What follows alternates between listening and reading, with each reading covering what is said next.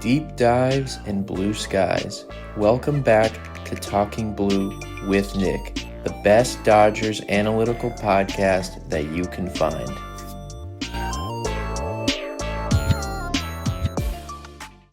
Ladies and gentlemen, welcome back to Talking Blue, the best Dodgers analytical podcast that you can find.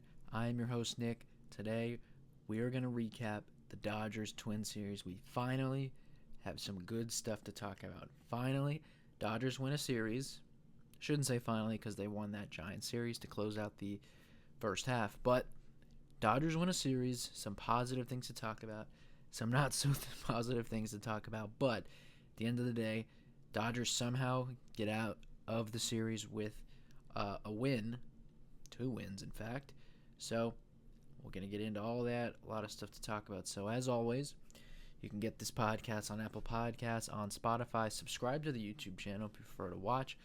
Hit the turn the notifications on so you don't miss any of the videos dropping. Follow us on all social media at Talking Blue Pod, on TikTok, on Instagram, on X. You can follow myself on X at Talking Blue Nick, and subscribe to our Reddit at competitive-week8715. All the Dodger stuff is on there, so you can't miss it. So before we get into the games, we're going to do some injury updates. So there's kind of a lot of little things that happened. So we already kind of know Max Muncy's update. He's continued to hit batting practice, take ground balls. He's going to head to the Dodgers Arizona complex to take live at bats, and he could begin a rehab assignment next week. First week of August, we'll see Max Muncy. Roki Sasaki, he threw a pretty good bullpen, 39 pitches. After one more bullpen session, he's expected to also go to the Arizona complex to face hitters same time as Max Muncy, so I'm assuming he will face Max Muncy. All right, so a couple of guys who got injured in this series, and we'll talk about it. So Ben Casparis got injured in the second game. Looked like it could have been a pretty significant injury, but it comes back clean, and he's expected to avoid the IL and be with the team in the next series in Boston. Then Tanner Scott. This was the big one. This happened in Game 1. Tanner Scott came out of the game. It was clear it was his elbow. Actually, it wasn't clear because it looked like it could have been his hamstring or something, but it came out that it was his elbow. You know, they're always going to call it forearm tightness, which is just a nice way of saying elbow pain. So he was pretty down. So immediately you're thinking, all right, he's done for the next year. Tommy John. It did then come out, some positive stuff, that nothing is... the UCL is intact, nothing is torn, so that just means inflammation, and he actually expects to be back this year. So no like timeline or anything like that because it's too soon. But at the end of the day, super positive. When he came out of the bullpen, obviously it's kind of been an up and down year for Tanner Scott, his first year with the Dodgers. When he came out, I was thinking, well, that's that for Tanner Scott. So the fact that it comes out that that isn't the case. He did go on 15-day IL, but he expects to be back this year. Pretty massive. So if the Dodgers could make a acquisition with the bullpen, in terms of the bullpen at the trade deadline, you know, a reliever or two, then at some point you get some of those injured guys back. Who knows? So Blake Snell, we've already talked about. He'll make his last, or we believe his final rehab start on Saturday, but he will pitch, and then they'll kind of determine what happens after that. And then Blake Trinan is expected to pitch a back-to-back in AAA, which usually signals that you're ready to come back up. Looks like he's ready to join the team. So that's all the injury updates. Once again, pretty good injury updates. And then like with guys like Casparis and Blake Trinan who got hurt in this series, the fact that it doesn't look like they're done for the year or anything like that, those are all some pretty significant wins. So we're going to take that. So let's go ahead and get into Game 1. We'll try to make these as traditional as we have in the past going through the game. So Game 1 was, of course, Shohei Ohtani versus David Festa. We knew Dustin May was going to come out of the pen. Minnesota Twins, of course, get on the board. On the first batter of the game, Byron Buxton takes Ohtani deep. The first home run Shohei's given up all year. But Shohei Ohtani returns the favor in the bottom of the first, hitting second behind Mookie after a Mookie leadoff walk. Shohei goes deep to dead center.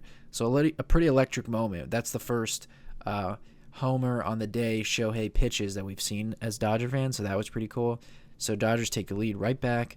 Later on in the 4th inning, Will Smith hits a home run to left field. Or excuse me, this was to right center field.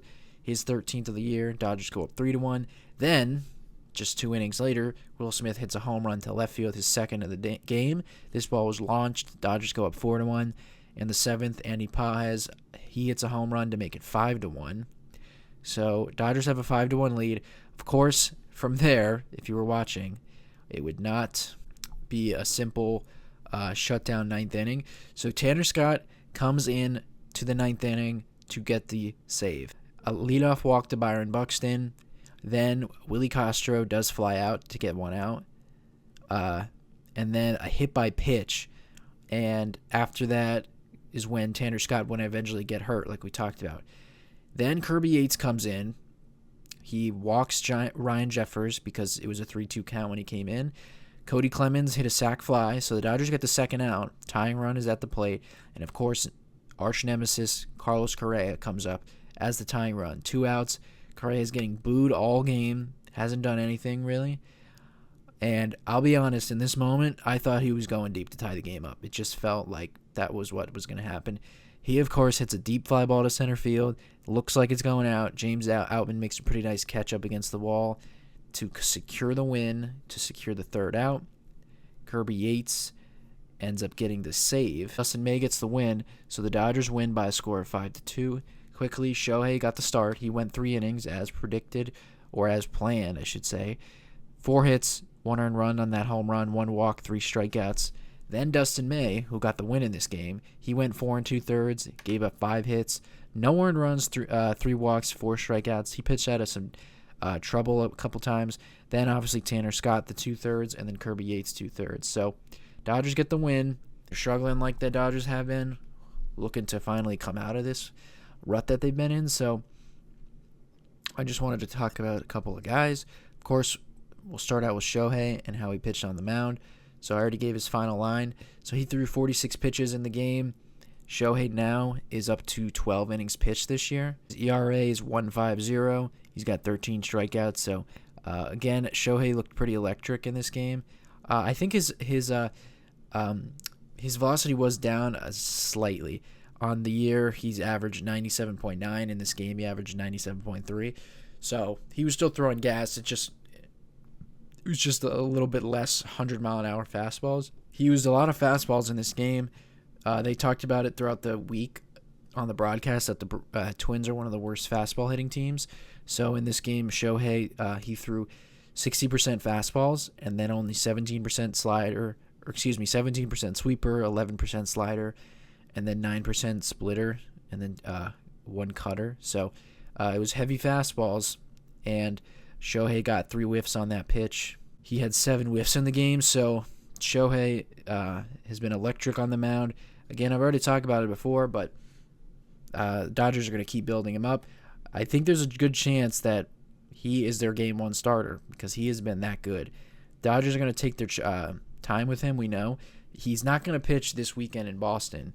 He would have been on track to pitch that Sunday game, but instead he's going to pitch Monday, which I believe will be in Cincinnati. So he'll get a full week's rest.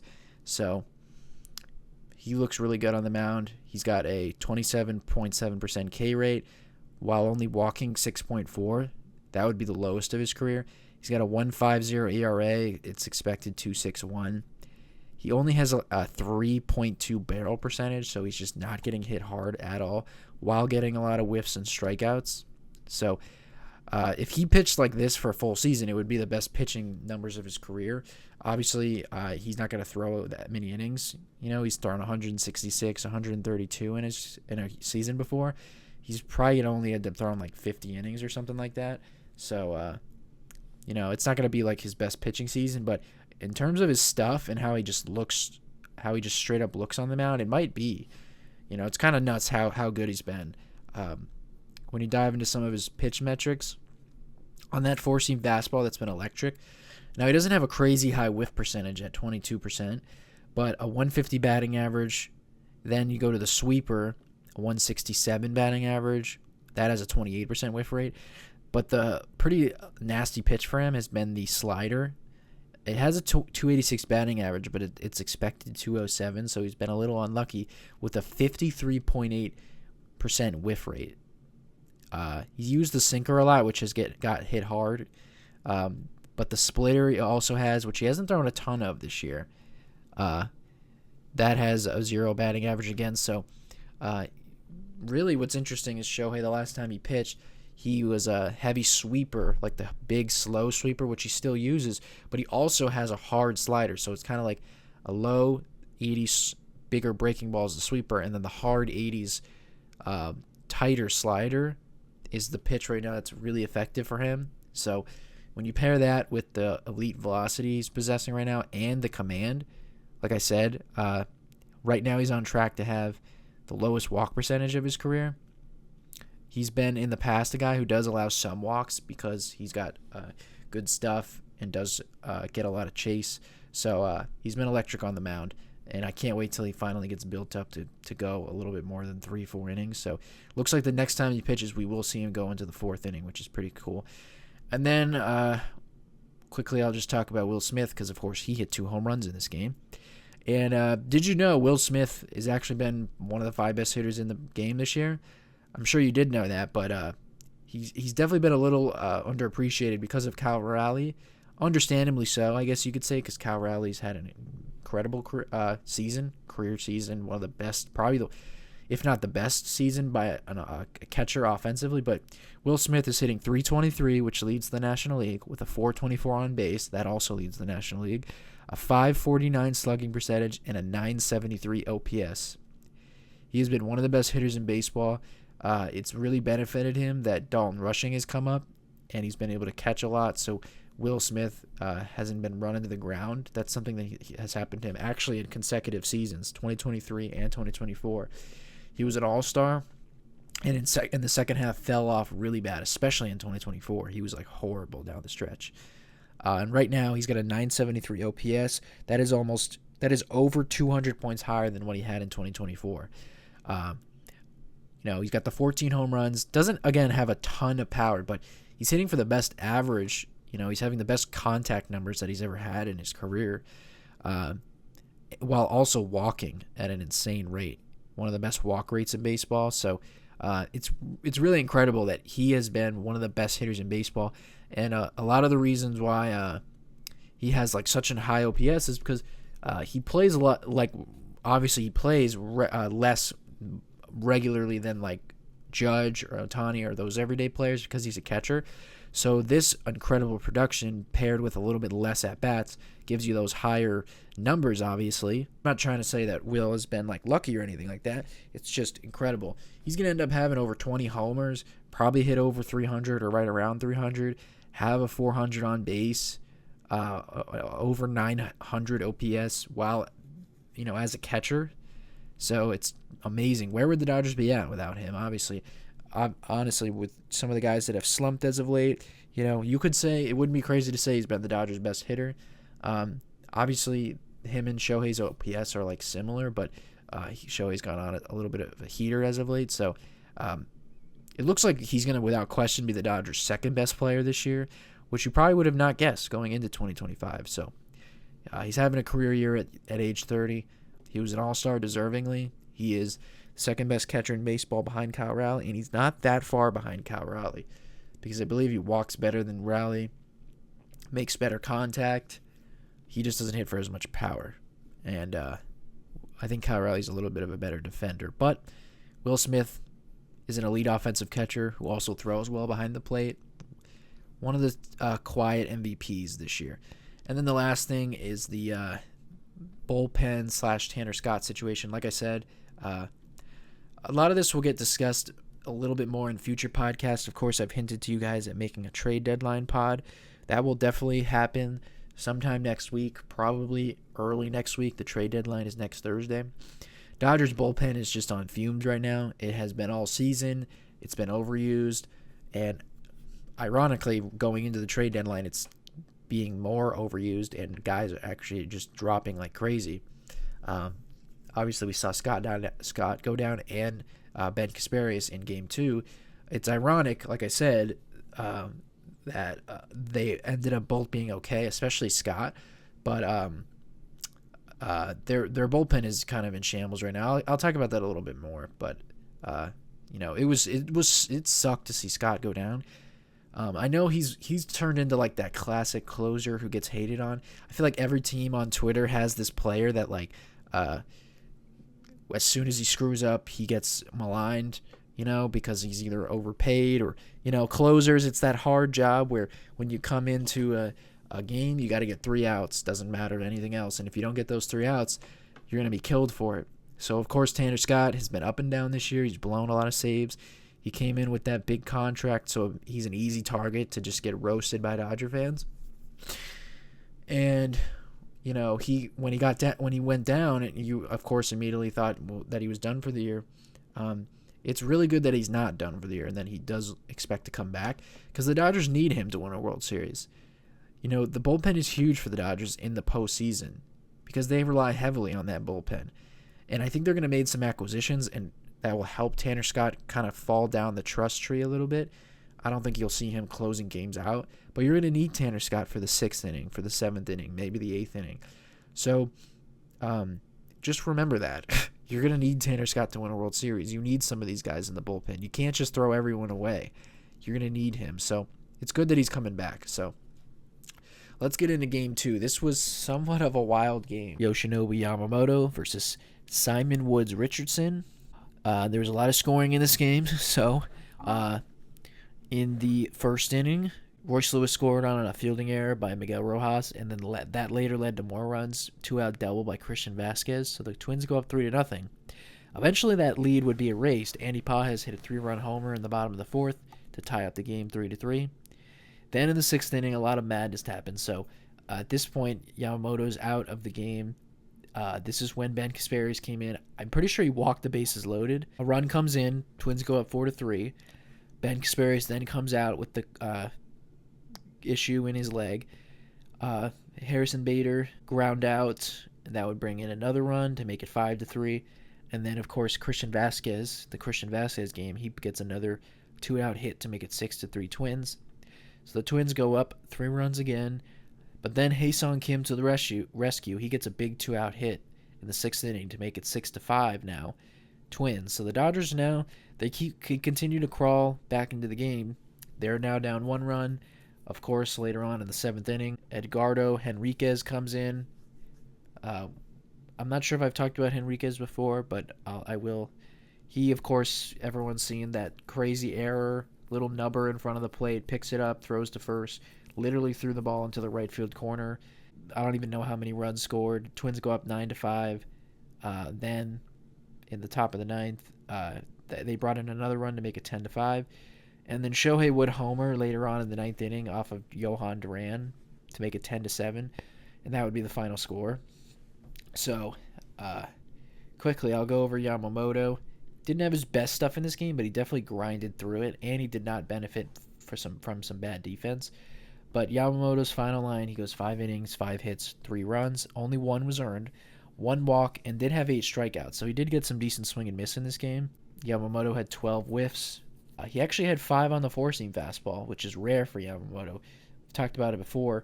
He has a really good four-seam fastball that doesn't lead to a lot of swings and misses, just weak contact. So, again, the Twins, really bad fastball hitting team. So, that's pretty cool that he was able to get those 5 whiffs. Then, of course, 4 on the splitter, 3 on the curveball. So, Yamamoto, he also threw 101 pitches. So, he grinded through it. 1 walk. Like I said, the defense didn't really help him. Kind of left him out there a little longer than he could have. But he grinded through the 5 innings, and the Dodgers definitely could have come back and win this game. What was kind of a nightmare was, like I said, that Henriquez moment. So, like I said, Edgardo Henriquez, if you don't really know much about him, he was not necessarily a top prospect, but a young minor leaguer who got called up at the end of last year and kind of became a hot topic out of nowhere, in the Dodger minor league world because he threw very hard. He's super young. They called him like Baby Gratterall, I think. And he threw really hard. He actually got called up in that Padres series, I believe, when the Dodgers clinched the division at the end of September. And then he actually was a part of the postseason roster. Didn't pitch much in the postseason. and he gave up some homers, I think, in the postseason, and really only pitched in like mop-up roles. But he had electric stuff. Went back down to the minor leagues this year. I think he had some injuries. I believe, but in the minor leagues, he was throwing super hard. Because in the major leagues last year, he actually wasn't throwing like what he'd been rumored to throw, like 101, 102. Uh, he was back in the minor leagues this year throwing that hard again. And he got up to sitting 100 miles an hour, and he maxed out at 102.5. God. So that gets rounded up to 103. Damn. So he's obviously got electric stuff. Big guy. And it's funny, he actually looked really good. He mixed in, he calls it a cutter. It looks like a slider. He mixed in that pitch. He got 2 whiffs in the game. Like I said, he was averaging 100 miles an hour on the fastball and maxed out at 102.5. He looked really good, and he was pounding the strike zone, which is pretty good. But again, it was a crazy moment. So like I said, it was a comebacker or a little dribbler out in front of, like, in between the mound and home plate, kind of on the first base side. Picks it up, little bobble at first, then unleashes probably 100 miles an hour throw, nowhere near Freddie Freeman, and literally threw the ball into the right field corner. Honestly, with how long this struggle bus has been for the Dodgers, I laughed hard at them. Like, it was genuinely funny to me. He literally threw. I tweeted it out. He literally threw a double into right field, into the right field corner. Like, when the camera, if you would have started watching that play when the ball is into the outfield, you would literally think it's a double into the right field corner. Like, Andy Pajes was chasing the ball down in the corner. It went all the way to the fence. I don't think I've ever seen that. It was crazy. So, just sometimes you have those guys who throw so hard on the mound and they're not really like athletic, so they kind of panic when they get a ball hit to them like that. It's kind of like, like Brusdar Graterol, who I just said they call him Baby Graterol. Brusdar Graterol, who's been injured a lot the last few years, but really like 2020 to 2023 is like a mainstay in the Dodgers bullpen. Everybody knows him. Bazooka. Throws super hard, sinkers. Super athletic guy, though. Like, you see him come off the mound and field the ball super confident. It's so weird how you can have a guy like Gratterall who's giant, but he's also super athletic like that, and then a guy like Henriquez who's giant and athletic, you would assume, but I guess he's not athletic. So it's just kind of funny. Couldn't help but laugh. I think it brought in 4 runs because I think the bases were loaded. So it's just, or 3 runs, I should say. Just crazy moment. And then, of course, the Dodgers put up runs after that. They could have won the game. So the bullpen was horrible in this game. 7 walks, but 3 were from Kasperius, and then 3 were from Will Klein. The Dodgers bullpen has already been pretty bad this year, by their standards, and by most people's standards, honestly. But when a couple guys go down, and it's like you kind of only have like Alex Vesia, after that, when Tanner Scott goes down, you have to, have trust in guys like Will Klein, Henriquez. Jack Dreyer's obviously been good. Alexis Diaz, we didn't even talk about. He made his debut, former Reds closer. Not sure if I've talked about him before. Again, just like Henriquez, he was in the minors. Diaz, of course, is the brother of Diaz, the Mets closer. And he was really good with the Reds a couple years ago and then kind of fell off. Dodgers traded for him a couple months ago, and he's been in the minors ever since. He also, through 1 inning, didn't give up any earned runs. Big slider guy. So this was just, you couldn't help but laugh at this game. The Dodgers did a lot offensively. Obviously, they scored 7 runs. Shohei with that homer later on, but Pajes had a home run. Obviously, also had 2 hits. No, it just you can't help but laugh when stuff like that happens, especially when that was like the first time that I really let out like a genuine laugh during this like struggle that the Dodgers have been on. But Yamamoto continues to pitch really well on the year, a 2.55 ERA, 109 innings pitched, 124 strikeouts, a 105 WHIP. So he continues to be very good, get strikeouts, keep the ball on the ground, stuff like that.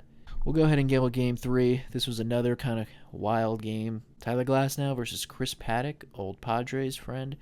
So, in the bottom of the first, Shohei Ohtani hits another home run. The second batter of the game, of course. Shohei homers in 5 straight games. The first time he's done that in his career. So, We'll have to see game 1 on Friday in Boston, what Shohei does if he continues that streak. In the third inning, with Tyler Glasnow on the mound, Royce Lewis would hit a home run. So I don't know how he hit this ball out. It was like at his forehead. They tie up the game. But Tyler Glasnow actually gets through 7 innings, 1-run ball. Go to the 7th inning. It is bottom of the 7th. Dodgers Twins tied 1-1. Tommy Edman, RBI single. So he gets a big hit to put the Dodgers up. Then in the 8th inning, so Kirby Yates comes into the 8th inning to be the setup man. At this point, super depleted bullpen. You're just trying to get 6 outs. Basically trying to go Yates to Vesia. That's what you're trying to do to close out the series. Kirby Yates comes in and walks the bases loaded and then gets taken out. So just thanks for nothing, Kirby Yates. Literally comes in, can't throw a strike, and after taking the lead, and you just want to shut down an inning, anything but that. So then eventually, Alex Vesia would come in to replace him, and actually, first pitch gets a double play. So a run does score, but with the bases loaded, up a run, no outs in the 8th inning, you'll trade a run for 2 outs, because now you're just 1 out away from getting out of the inning, not losing. You're tied up. You'll take that. Of course, this is just one of those torturous moments. Harrison Bader hits a little chopper up the middle. As soon as I saw the ball hit, I said, if that gets over Vesia's head, it's a run, because Bader is super fast. That's exactly what happened. He was safe. Twins go up 3-2, so you immediately are just like, what the hell, man? We'll go to the bottom of the 9th. Shout out to Anthony Banda for pitching the 9th inning. He actually was looking pretty nasty. He got 3 strikeouts in this inning. So Griffin Jax might be a future Dodger. He comes in to get the save. Kind of interesting. Johan Duran did not come in. I forgot if Duran pitched Friday, but Monday. But I know he pitched Tuesday. So Tommy Edman would line out to left. There's 1 out. Then Michael Conforto pinch hits. He, like he always does, lines out up the middle. So you're an out away from losing. Mookie Betts comes up. Of course, they make the switch in the lineup. Mookie now is hitting leadoff. As soon as he came up to the plate, I said, Mookie, all you need to do is get on base and give Shohei a chance to as the winning run, of course. Mookie would be the tying run. Credit to Mookie. He hits a ground ball to third base and beat it out. When the ball was hit, I immediately thought, oh, it's going to be a close play, but he's going to get thrown out because Mookie's not as fast as he used to be. But credit to Mookie. He turned back the clock a little bit, beat out that throw by a good amount. You could tell on TV he was definitely safe. Beats out the throw, tying run on first. Shohei is now coming up to the plate. The Twins, pretty crazy move here. So the Twins manager, Rocco Baldelli, actually walked Shohei Ohtani. So, of course, when Shohei comes up, you're thinking, here we go. Jax versus Ohtani. Got to get Ohtani out if you want to win the game. Because Esteury Ruiz pinch ran in the 8th inning, he is now on deck for Teoscar Hernandez. So the Twins do the ballsy move of walking Shohei. And again, it's pretty smart because would you rather face Shohei Ohtani or Esteury Ruiz? Shohei's red hot right now. So it's a ballsy move to put the tying run in scoring position. But again, you're facing Esteury Ruiz. They just do that. Esteury Ruiz comes up, and Griffin Jax, the unthinkable, he walks Esteury Ruiz. So just an absolute no-no right there. You have probably the worst player on the Dodgers roster. I would rather have Conforto at the plate than him, honestly. And right on right, Jax has a filthy slider. He walked him on 3-1, like didn't throw anything close. So Freddie Freeman comes up with the bases loaded, and of course, he slaps a single to left field to win the game for the Dodgers. A walk-off single. Freddie's second walk-off single in the month of April. And it's funny, it's just crazy the flow of a baseball game. Like, when Tyler Glasnow was pitching good, I felt confident the Dodgers were going to win, especially when they had the lead. As soon as they give up the lead, I'm thinking, here we go. I got to jump on here, trash the Dodgers bullpen again, talk about all these bad things. When Freddie Freeman came up, I was pretty confident he was going to get the hit to win the game. And of course, it's like a game of inches. When he hit that line drive, and I could see the trajectory of the ball, I was like, Bader's going to catch that ball. It's going to hang up. Somehow Bader didn't catch it. He kind of took a weird route to it, kind of tried to catch the ball with his glove. Instead of having his glove up, kind of tried to catch it with like a basket catch, and I think that kind of screwed him. Anyways, Somehow the Dodgers get out of there with a win. Freddie Freeman is clutch. I tweeted it out. I always hear Mark DeRosa, Team USA manager, also MLB Network analyst. I think he's one of the best MLB Network analysts. He always says, he's of course a former player as well who played for the Braves. He always says, if I had to have one player taken at bat for my life on the line, it would be Freddie Freeman. And I agree with that. Freddie Freeman, it's just funny, like I said, at the ebbs and flows of a baseball game. I was ready to get on here, and again, just miserable pod again.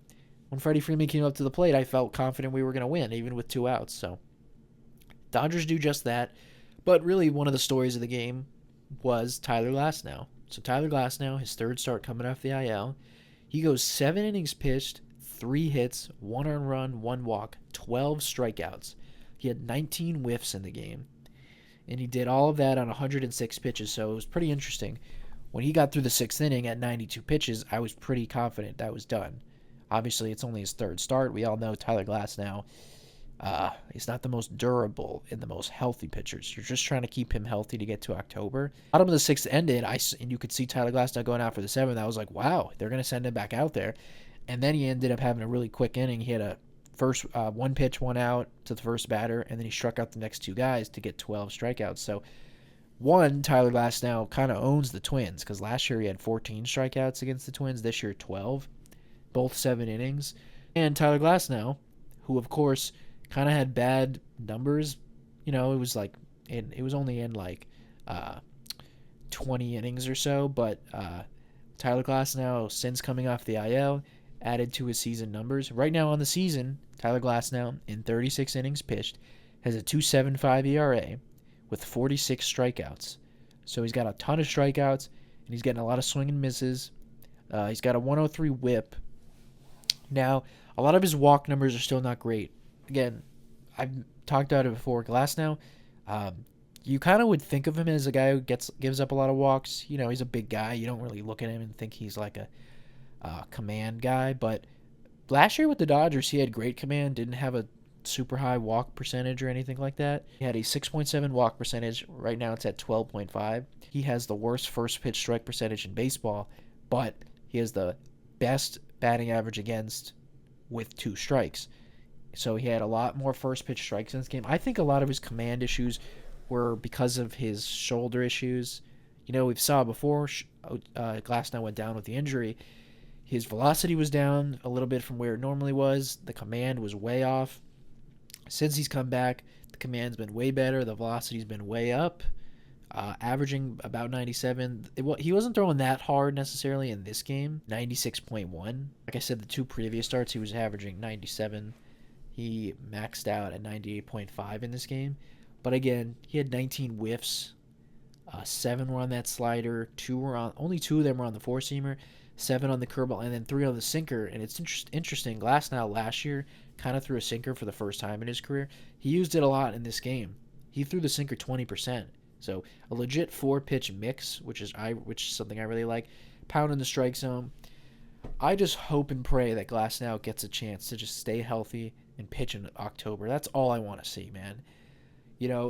It's kind of funny, and I'm going to talk about more of this in trade deadline stuff, but it's kind of funny how like the Dodgers all year, the kind of the narrative around them is their rotation and how guys are always being hurt and stuff like that.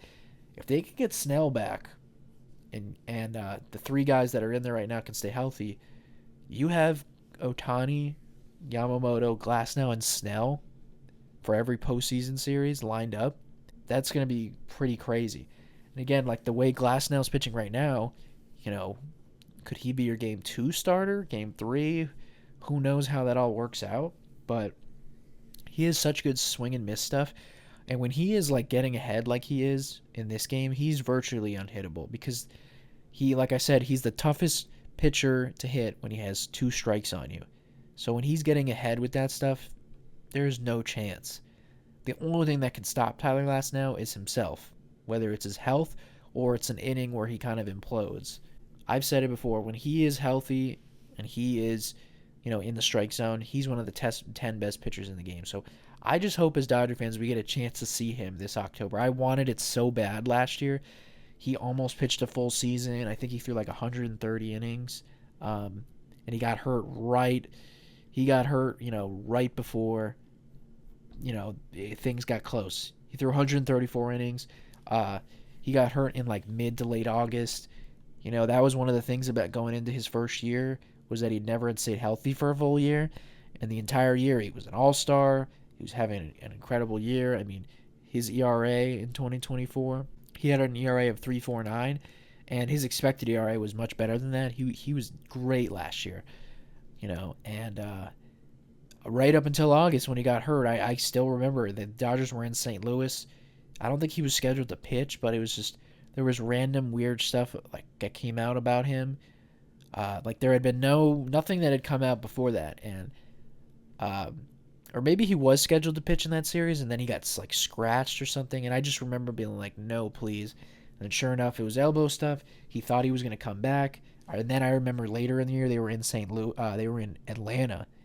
This was like right before Yamamoto returned, I think, and they were in Atlanta, and he was supposed to throw, and he ended up not throwing, and then that was pretty much it. That was just like, all right, we'll see you next year. So I hope, man, maybe this will work in reverse, him having like 2 months off, where he'll only go into the postseason with like, I don't know, 80, 90 innings under his belt or something, and he goes in there fresh, and he's ready to dominate. That would be amazing. So hopefully we get to see him. And then lastly, I'll just talk about Ohtani, of course, because he hit a home run in every game in this series.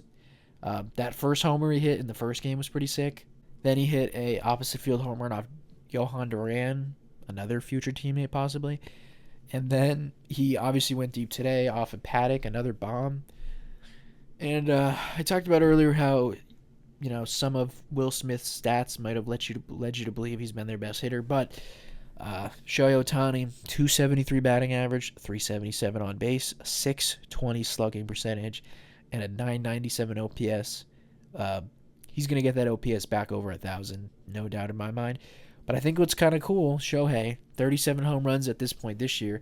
I'm pretty sure that's more than what he had last year at this time. And of course, we know he hit over 50 home runs last year. So could Shohei hit close to 60 this year while throwing however many innings on the mound? There's just no doubt he's gonna win his fourth MVP. I know there's some people who want to give it to PCA or I don't even know who else in the NL, but that MVP is locked up. He's gonna hit 50 homers, pitch in whatever 60, 50 innings this year. He's gonna have an ERA under 3. He is winning his fourth MVP. He's gonna retire with at least 4 or 5 MVPs. There's no doubt in my mind. So he is the best player in the game. Again, he's not the best hitter in the game. That's Aaron Judge. Is he the most complete player because of guys like PCA or Acuna or something? No, but he is the best player in the game because he can throw 100 miles an hour on the mound, strike out 10 on any given night when he's healthy, and hit 2 home runs. He could steal 50 bases. He is the best player in the world. So Judge might be the best player in the game maybe because he plays full-time, but Shohei is the best player in the world. There's no doubt about that. So the last thing I had on here to talk about was Kirby Yates.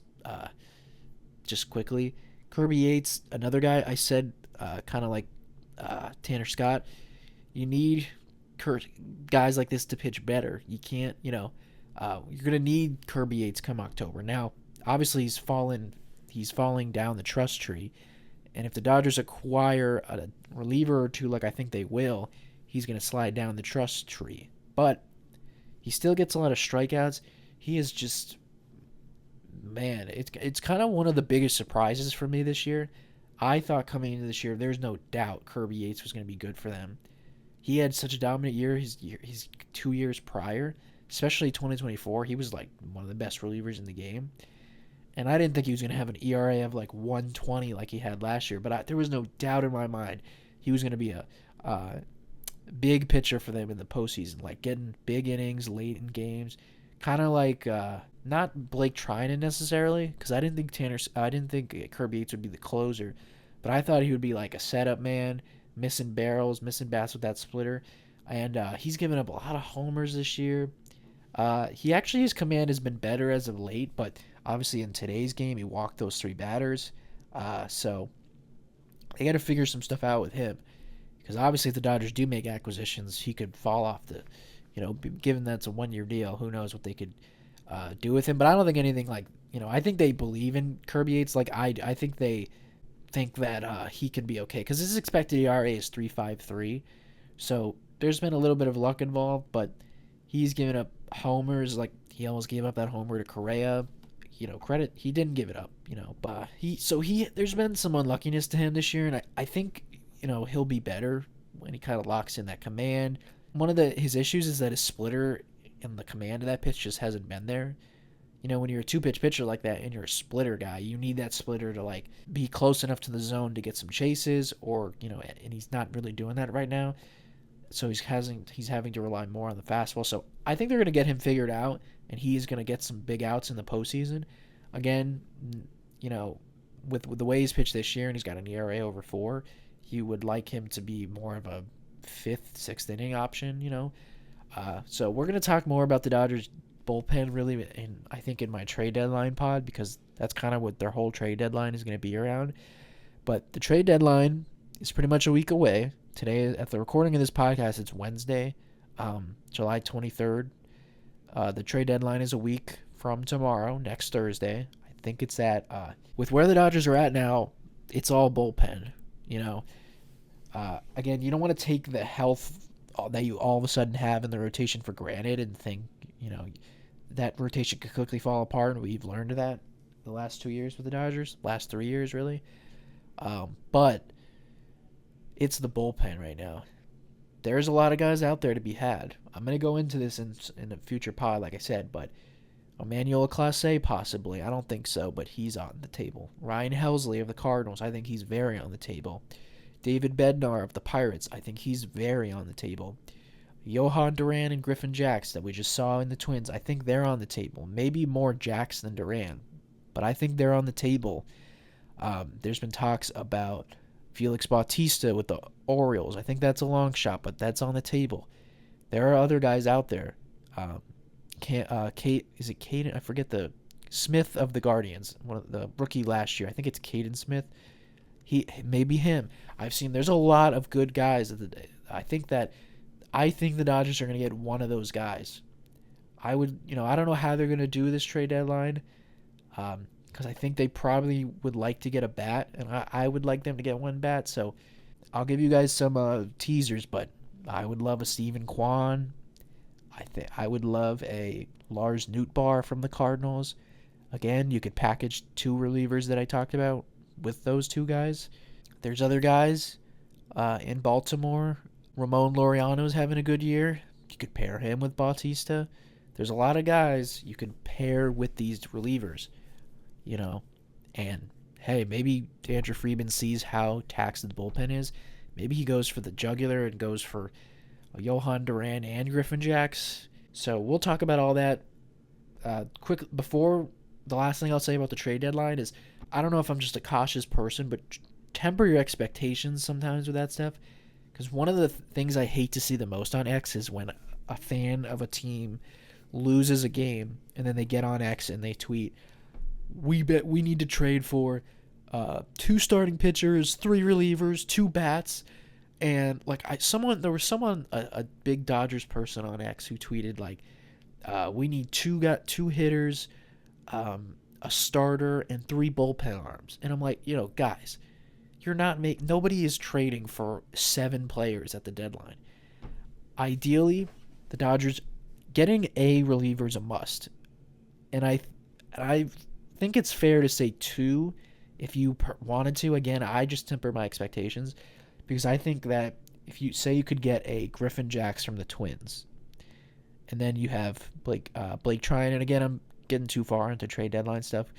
Blake Trinan come back, Tanner Scott, Michael Kopech. Again, you don't want to rely on too many guys coming back because guys have hiccups and stuff. But I think that you can get away with having just 1. If you wanted to say you need 2 relievers, that's fine because the bullpen's really bad. But not everything is guaranteed. So don't get on Twitter with those tweets. I hate when I see that. I think that's so annoying. But we'll see what happens. I'm going to get into that. Like I said, I should be able to preview the Red Sox-Dodgers series. Then they will play the Reds. We'll see if I preview that. Obviously, I'll recap the Dodgers and the Red Sox. And then probably next Monday, Tuesday is where I'll do a trade deadline. Um, I'll kind of talk about like my thoughts on who they could acquire.